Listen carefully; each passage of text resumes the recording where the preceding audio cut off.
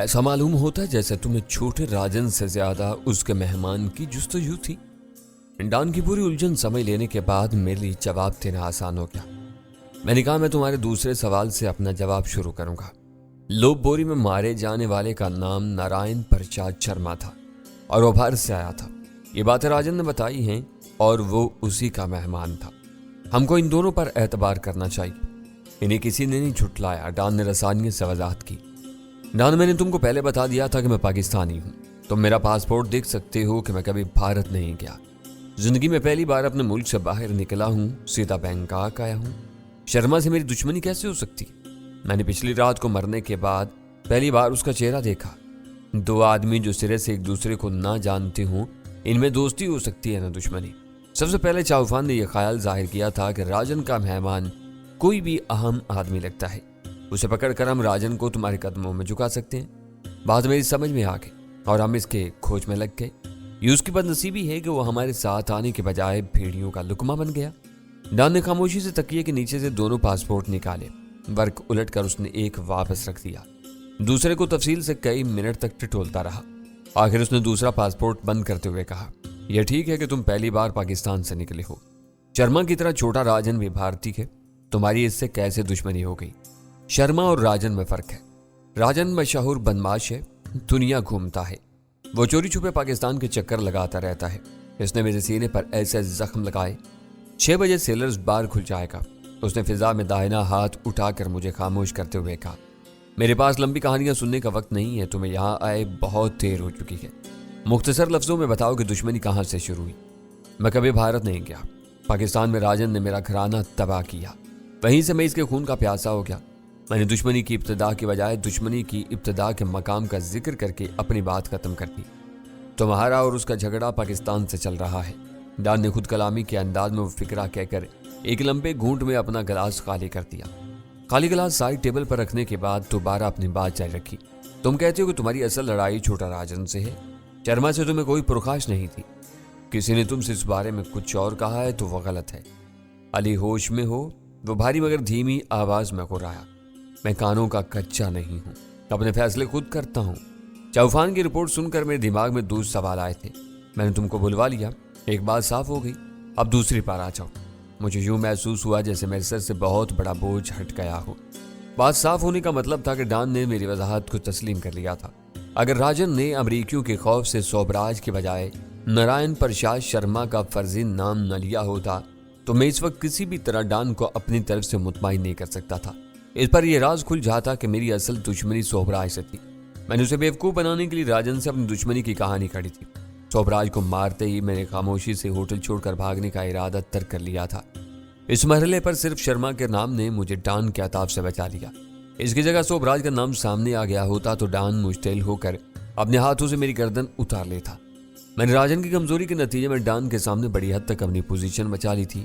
اس کے آخری اور فیصلہ کن سوال کے جواب میں جھوٹ کی کوئی گنجائش نہیں تھی۔ میں نے بہت تیزی کے ساتھ اپنے ذہن میں واقعات کو یکجا کرتے ہوئے بھرائی ہوئی آواز میں کہنا شروع کیا، ڈان تم اپنے آدمیوں کے لیے بہت مہربان اور منصف مزاج ہو۔ تم نے بہت تحمل کے ساتھ مجھے اپنی صفائی پیش کرنے کا موقع دیا ہے۔ خدا کا شکر ہے کہ تم نے میری کہی ہوئی باتوں کو مان بھی لیا ہے۔ میں علی، اس کی ترش آواز نے مجھے خاموش ہونے پر مجبور کر دیا۔ میں تم سے کہہ چکا ہوں کہ میرے پاس وقت کم ہے، زیادہ قصیدہ خوانی کرنے کی ضرورت نہیں۔ صرف یہ بتاؤ کہ تمہیں شرما کی لوب بوری میں موجودگی کا علم کیسے ہوا؟ تم کو یاد ہوگا کہ پہلی بار میرے ساتھ ایک دوست بھی یہاں آیا تھا۔ میرے پاس اسد کی کارگزاری کا ذکر کرنے کے سوا کوئی چارہ نہ تھا۔ یہ کارنامہ اس نے انجام دیا تھا۔ چاؤفان نے مجھے بتایا کہ موتی محل میں امریکیوں کے داخل ہوتے ہی پچھلے راستے سے راجن کی سفید لینڈ کروزر میں 2 آدمی تیزی سے باہر نکلے تھے۔ میں نے یہ بات اپنے دوست کو بتائی۔ اس نے محنت کر کے ٹریکر کمپنی سے پتہ چلا لیا کہ وہ گاڑی کہاں ہے۔ اوہ، ڈان تحیر زدہ آواز میں درمیان میں بول پڑا، میں اشتہار دیکھتا رہا ہوں، ان پر کبھی غور نہیں کیا۔ یہ ٹریکر اتنی کامیاب چیز ہے، بہت کامیاب ہے، اس کے ریکارڈ تک کسی غیر متعلق شخص کی رسائی نہیں ہو سکتی۔ اس نے بہت بڑا خطرہ مول لے کر میرے لیے یہ کام کر ڈالا۔ غیر متعلق آدمی کو سراغ ملنے کا نتیجہ تمہارے سامنے ہے۔ 2 آدمی مارے گئے۔ یہ بات کھل گئی تو کئی آدمی اپنی نوکریوں سے ہاتھ دھو بیٹھیں گے اور بیچارہ اسد مفت میں پکڑا جائے گا۔ مجھے یاد آ رہا ہے، شاید اس کا نام اسد خان تھا۔ ڈان کی یاداشت قابل رشک تھی۔ میں اسی کی بات کر رہا ہوں، میں نے خوش ہو کر کہا۔ यकायक डॉन किसी चाकू चौबंद नौजवान की तरह मसहरी से उछल कर कालीन पर खड़ा हो गया। मैंने उसके एहतराम में कुर्सी छोड़ दी। ये सब समझ में ना आने वाली बातें हैं, तुम्हारी वजाहत के बाद बहुत आसान मालूम होने लगी है। ये चालाकियां मेरे आदमियों के बस से बाहर हैं। वो मसहरी के करीब नंगे पांव टहलते हुए बोला, तुमने मेरे वजूद में नई रूह फूंक दी है। नजर आ रहा है कि अब छोटा राजन जल्द ही एक फूला हुआ नाम बन जाएगा। मेरी जिंदगी का मकसद यही रह गया है, मैंने आहिस्तगी से कहा। डॉन ने पलट कर यकायक अपना दाहिना हाथ मेरे शाने पर रख दिया। गिरफ्त सख्त थी मगर अंदाज दोस्ताना था। मैं छोटा राजन का भी वही हशर देखना चाहता हूं जो शर्मा का हुआ है, उसने सर्द और सफाकाना लहजे में कहा। वो खौफ से भागता हुआ बेकबरी में भेड़ियों की भीड़ में जा घुसा था। छोटा राजन को मैं खुद बेदस्तों पाकर के लो पोरी के खूनी भेड़ियों के सामने फेंकना चाहूंगा। खाल और गोश्त से महरूम होकर बच जाने वाली चंद हड्डियों के ढेर को छोटा राजन का नाम दिया जाएगा तो मेरे दिल में ठंडक पड़ेगी। तुम सुन रहे हो ना, मेरे लिए ये काम तुम करोगे। आज से तुम मेरी आंख का तारा हो। इस वक्त मैं एक दर्दनाक अजाब से आजाद हुआ था। डॉन के आखिरी फिक्रे पर मेरे जब्त के सारे बंधन टूट गए। दिल में इख्तियार भर आया और मैंने डॉन को अपनी बाहों में भेज लिया। मैं अपने रब की अनायतों को कभी नहीं जुटला सकता था। डॉन बड़े दिल का आदमी था। उसने भरपूर अंदाज में मेरी पेशकदमी का जवाब दिया और मुझे अपने तवाना बाजुओं के हिसार में लिया। कई सेकंड तक हम दोनों उसी हालत में खामोश खड़े रहे। मेरा बदन कांप रहा था जो छुरियां ले रहा था और डॉन मुरब्बियाना अंदाज में मेरी पीठ पर थपकियां दे रहा था। वो दो सफाक, संगदिल और बेमहर इंसानों की यकजाई थी। काफी देर तक जारी रहने वाली गुफ्तगू में डॉन ने मुझे कहीं भी ढील नहीं दी थी। इसके सवाल बहुत सख्त और दूर रस असरात के हामिल थे। मैंने झूठ और सच के आवेज़े से इसके अंदेशों को बातिल साबित किया था। सारी अहमियत राजन के एक झूठ की थी जिसने मुझे बचा लिया था। दुनिया में किसी में यह ताकत नहीं थी कि वो सोहराय की हलाकत पर राजन को झूठ बोलने पर मजबूर कर सके। यह सिर्फ और सिर्फ कुदरत की नादीदा कुव्वतों की कार फरमाई थी कि उसने सच को बिल्कुल छुपा लिया था। इसका एक सच मेरे दलाइल की पूरी इमारत को धड़ाम से नीचे ले आता। मेरे जज्बाती उबाल चंद लम्हों से ज्यादा बाकी नहीं रह सका। मैं डॉन से अलग हो गया। मेरी आंखों में तैरने वाली नमी को अपने लिए ममनूनियत का इजहार समझकर नाज़ा था वो, जबकि इस नमी का डॉन की जात से दूर का भी ताल्लुक नहीं था। वो अपने रब के हजूर में तशक्कुर के चंद कतरे थे जो हालात की नाकाबिले यकीन करवट पर अज़खुद मेरे दिल की गहराइयों से उबर कर आंखों तक आ गए। काश बैंकॉक में तुम जैसे एक दो आदमी और मिल जाते तो मैं यहाँ का नक्शा कुछ और तरह बदल देता। डॉन की आवाज में हसरत और तौसीफ का इम्तजाज था। दो होते और एक दूसरे के खिलाफ सफरा होते तो सब कुछ बर्बाद हो जाता। क्या असद हमारे साथ काम नहीं कर सकता? डॉन ने मेरी आंखों में झांकते हुए मुतजस्सिस अंदाज में सवाल किया। मेरे लिए वो कुछ भी कर सकता है, तुम्हारे साथ उसकी गाड़ी नहीं चल सकेगी। नाई शरीफ आदमी है, जुर्म के तसव्वुर से उसकी रूह कांपती है। डॉन से गुफ्तगू किसी भी लम्हे इख्तिताम को पहुंच सकती थी। मैं मौका की तलाश में था कि डॉन से अपने पासपोर्ट वापस मांग लूं। मुझे उम्मीद थी कि इस वक्त की फिजा में मुझे वो सफरी परवाने आसानी से मिल जाएंगे। इसे देखते और टटोलते रहो, मैं हर वक्त उसे खुश आमदीद कहने के लिए तैयार रहूंगा। मैं कोशिश करूंगा। मैंने डॉन के तकिए की तरफ देखते हुए कहा। उधर क्या देख रहे हो? मेरी चीजों को कोई नहीं छेड़ता। सफाई करने वाली लड़कियां हर चीज को वापस उसकी जगह पर रख देती हैं। सोच रहा था कि ये वापस मिल जाए तो मैं नहीं अली। डॉन ने मुझे अपनी बात पूरी करने का मौका नहीं दिया। छोटा राजन का किस्सा निमटने तक तुम्हारे पासपोर्ट मेरे पास महफूज रहेंगे। मुझे तुम्हारी जरूरत है। तुम्हारी तस्वीर मुझे याद दिलाती रहेगी कि अभी छोटा राजन से जंग जारी है। नर्म अल्फाज में दिया जाने वाला वह जवाब तो टूक था। मैंने इजाजत तलब नजरों से उसकी तरफ देखा तो मेरे दिल के किसी गोशे में उसके खिलाफ कीना पड़ रहा था। डॉन ने अपने बिस्तर पर लेटे लेटे सर्दमेरी से मेरी आमद को कबूल किया था। वापसी पर वो हाल के दरवाजे तक मुझे छोड़ने आया। जीनों पर उतरते हुए मैंने पलट कर देखा तो वो वहां नहीं था। सेलर्स बार के पिछले दरवाजे से निकलते हुए मेरा दिल बोझल था। मैंने अपने बारे में डॉन के जहन से सारे शकूक व शुबहात से जायल कर दिए थे, लेकिन मैं इसका खुला कैदी बन चुका था। जब तक पासपोर्ट वापस न मिल जाते मेरा दिल हल्का नहीं हो सकता था। मेरे दिल में आई कि गली से निकलने के बाद मैं दोबारा गिफ्ट शॉप में जाकर इस खातून को माकूल नजराना पेश करूं जिसने मेरी शिकायत करके मुझे डॉन का मूड बेहतर बनाने का सुनहरा मौका फराहम किया था। मगर फिर वो इरादा तर्क कर दिया। औरत आमियाना ज़हनी सतह की मालिक थी। फजूल गोई पर उसकी गोशमाली के लिए डॉन का कोई हरकारा आता तो उसे नई बख्शिश की खबर भी दे देती। बात बिगड़ सकती थी। मैंने वहां से टैक्सी पकड़ी और होटल की तरफ रवाना हो गया। वापसी के सफर में मेरा जहन मुसलसल पासपोर्टों की वापसी के संगीन मसले में उलझा रहा। मेरी ये ख्याल सुहाने रूह बना हुआ था कि मैं डॉन की रजामंदी के बगैर बैंकॉक से वापस नहीं जा सकूंगा। कोई हल नजर न आने के सबब वक्त गुजरने के साथ साथ मेरे जहन पर झुंझलाहट तारी होने लगी थी। इस मामले में डॉन ने मुझे बुरी तरह बेबस करके रख दिया था। टैक्सी मजाफात से गुजर कर शहरी हदूद में दाखिल हुई तो अचानक मेरे मोबाइल फोन की घंटी बजने लगी। वो कॉल चाउफान की तरफ से आई थी। मैंने कॉल वसूल की तो मेरे कान में उसकी चहकती हुई आवाज आई, मास्टर मुबारक हो, बहुत जबरदस्त काम हुआ है। इस वक्त तुम कहाँ हो? चाउफान के वो फिक्रे मेरी समझ से बाहर थे। ये बात खारिज अज इम्कान थी कि वो मेरी और डॉन की मुलाकात के हवाले से बात कर रहा हो। डॉन से मुझे ये उम्मीद नहीं थी कि वह चाउफान को फ़ोन करके इस मुलाकात के नताइज से आगाह करे। डॉन का इस बराह रास्त राब्ता भी रहता था, लेकिन असूली तौर पर वो मेरा मातहत और मुझको जवाब देता। मैं अपनी जवाबदीद पर इसे मुलाकात के बारे में कुछ बता देता तो बात दीगर होती। इस बारे में डॉन की बराह रास्त लब कुशाई मेरे लिए सुबकी का बायस होती। डॉन जैसे घाघ आदमी से ऐसी गलती की तवक्का नहीं की जा सकती थी। फिर वो पुरजोश लहजे में किस बात की मुबारकबाद दे रहा था। मैं वापस होटल की तरफ जा रहा हूँ, मैंने सपाट लहजे में कहा। मैं इस वक्त तुमसे बात नहीं कर सकता, होटल पहुंचकर फ़ोन करूंगा। मैंने फ़ोन बंद कर दिया। एक मामला पहले से मेरे सर पर सवार था। चाउफान ने एक और पहेली मुसल्लत कर दी। होटल पहुंचने तक सोच सोच के मेरा दिमाग मारूफ होने लगा। मैं कमरे में दाखिल हुआ तो गजाला ने गैर मामूली बशाशत के साथ मेरा इस्तकबाल किया। आज खैरियत तो है? मैंने हैरान होकर पूछा। रास्ते में चाउफान का फ़ोन आया था, वो मुबारकबाद दे रहा था। यहाँ तुम ज़रूरत से ज़्यादा खुश नजर आ रही हो, क्या दुश्मन की बर्बादी पर खुश होना बुरी बात है? गजाला ने शौकी से सवाल किया। हरगिज़ नहीं, लेकिन कुछ पता तो चले कि किस्सा क्या है, मैंने कहा। चंद मिनट पहले मैं टेलीविज़न पर खबरें सुन रही थी, इनमें मोती महल में बम के धमाके की खबर भी शामिल थी। गजाला ने इंकिशाफ किया। मैं हैरत से उछल पड़ा, ये कैसे हुआ? मालूम होता है कि फरिश्ते हमारी मदद कर रहे हैं। बहुत मुख्तसर सी खबर थी, तफसील नहीं बताएगी। हो ना हो यह चाउफान की हरकत है। वो मकामी आदमी है, अंदर उसके जानने वाले भी हैं। इसे मेरा सहारा मिला है तो उसका हौसला भी बढ़ गया है। मेरा ख्याल है कि इस धमाके के लिए उसने अंदर के किसी आदमी को इस्तेमाल किया होगा। वो अपने इस कारनामे की बात कर रहा होगा। मालूम होता है कि आप इससे तफसील से बात नहीं कर सके। ज्यादा बात करने का मौका नहीं था। मैं टैक्सी में सफर कर रहा था, मैंने उसे बताया। अब फोन करके देखता हूँ कि वो क्या कहता है। उसे फोन करने से पहले ये तो बता दें कि डॉन से मुलाकात का क्या रहा। फोन मेरे हाथ में आते ही उसने मुतालबा किया। इसके ज़हन में बहुत मजबूत शकूक शुबात परवान चढ़ रहे थे।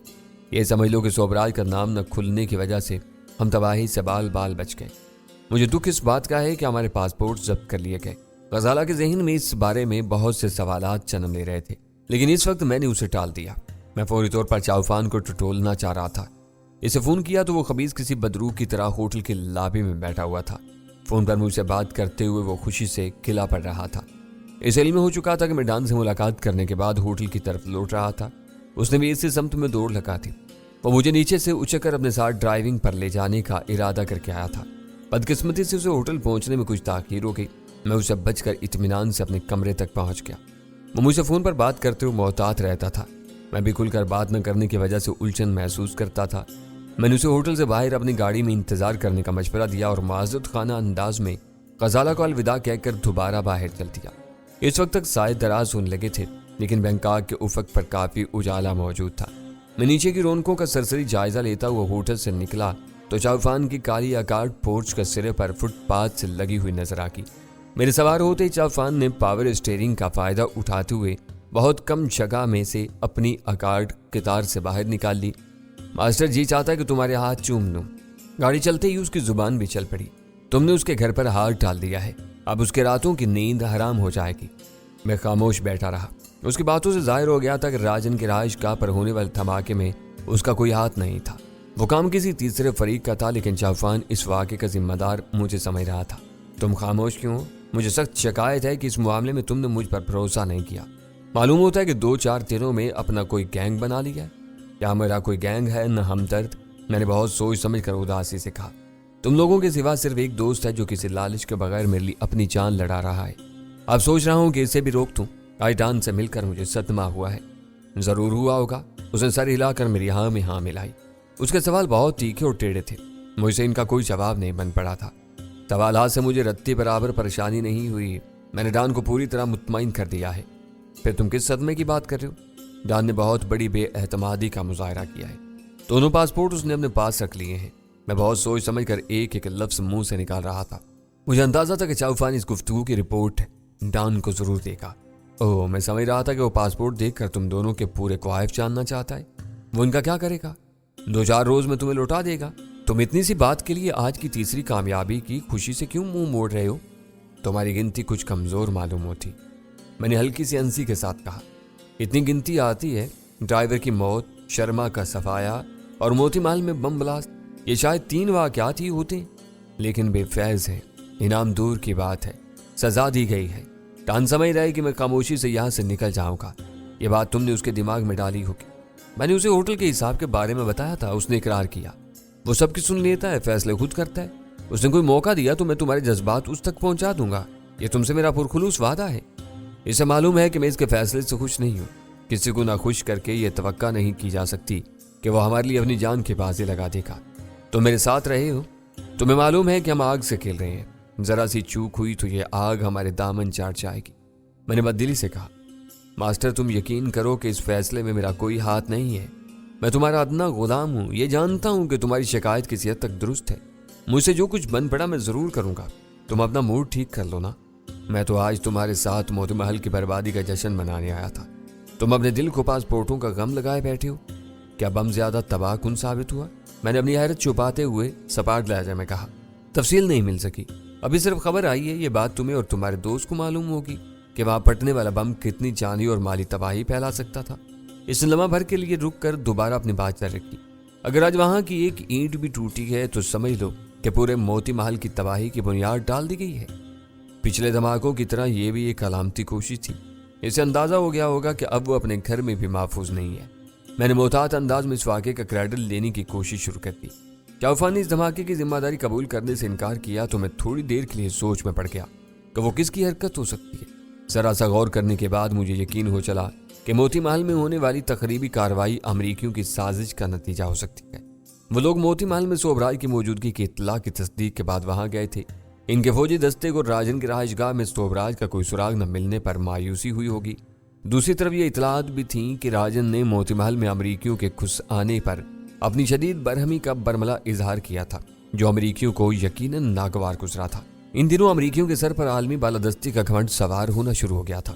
वो दुनिया के हर खित्ते में मनमानी कार्रवाइयां करना अपना पैदाइशी हक तस्वुर करते थे और फिर थाईलैंड में इनके दोस्तों की हुक्मरानी थी। अपनी जरूरियात के तहत दोस्तों की दुर्गत बनाना हमेशा से उनका महबूब मशगला रहा था। फौजी दस्ते के कमांडर को वो दोनों बातें करा गुजरी होंगी और उसने राजन को सबक सिखाने का फैसला कर लिया। गौर करने से ये बात वाज़ेह हो चुकी थी कि बैंकॉक में हमारे और अमरीकियों के सिवा ऐसी कोई तीसरी कुव्वत नहीं थी जो राजन की तरफ टेढ़ी आंख से देख सके। फौजी कमांडर ने अपने दिल के भड़ास निकालने के लिए मोती महल में धमाके का बंदोबस्त करा दिया। पिछले वाकयात के तसलसल में कोई भूल कर भी यह गुमान नहीं कर सकता था कि थाई हुकूमत के अमरीकी दोस्तों ने मोती महल वालों को हरासा करने की कोशिश की होगी। पिछले चंद दिनों में गोल्डन ड्रैगन में राजन का एक मुलाजिम मारा जा चुका था। इसी रात को राजन के 4 कारोबारी ठिकानों में टाइम बम लगाए गए, जो अगली सुबह नमूदार होने के बाद अपने मुकर्रर वक्त पर फट गए। मोती महल में होने वाले बम धमाकों को भी इन वाकयात की एक कड़ी करार देकर सारी जिम्मेदारी राजन के नामालूम दुश्मनों के सर डाल दी जाती। इस धमाके से अमरीकियों को दोहरा फायदा हासिल होने की उम्मीद रही होगी। राजन को यह पैगाम मिल जाता तो वो अपने घर में भी महफूज नहीं रहा था। दूसरी तरफ बम फटने से मोती महल में जबरदस्त खौफ व हिरास फैलता। वहां के सारे मकीन दहशत ज़दा होकर अपने ठिकानों से खुली फिजा में निकल आते। अगर सोबराज बदस्तूर मोती महल के किसी खुफिया ठिकाने में छुपा हुआ था तो इसतरार के आलम में इसे भी सामने आ जाना चाहिए था। मोती महल में बम फटने की वारदात इस अमर की मजहर थी कि बैंकॉक के इस निजी कले में ऐसे लोग भी पल रहे थे जिनकी वफादारियां अपने आका के लिए नहीं थी। उन्होंने दूसरी कुव्वतों से अपनी खिदमात का सौदा किया हुआ था। मोती महल में तकरीबी कार्रवाई करने वालों को बम की महदूद तबाहकारी और धमाके के वक्त का पेशगी इल्म होता। वो किसी महफूज मकाम पर रहकर मोती महल से बरामद होने वाले खौफजदा अफराद की भीड़ का बाखूबी जायजा ले सकते थे। इन लोगों में सोबराज का चेहरा नजर आता तो अफरा तफरी के आलम में किसी नामालूम समत से आने वाली एक गोली पलक छपकते में उसका काम तमाम कर सकती थी। FBI के गद्दार को सजा देने के लिए वो एक बेहतरीन मौका साबित होता। वो मुहर्रकात बहुत कवि थे। इस नजरिए पर मैंने जितना गौर किया वो ख्यालात मेरे जहन में इसी कदर रासिख होते चले गए।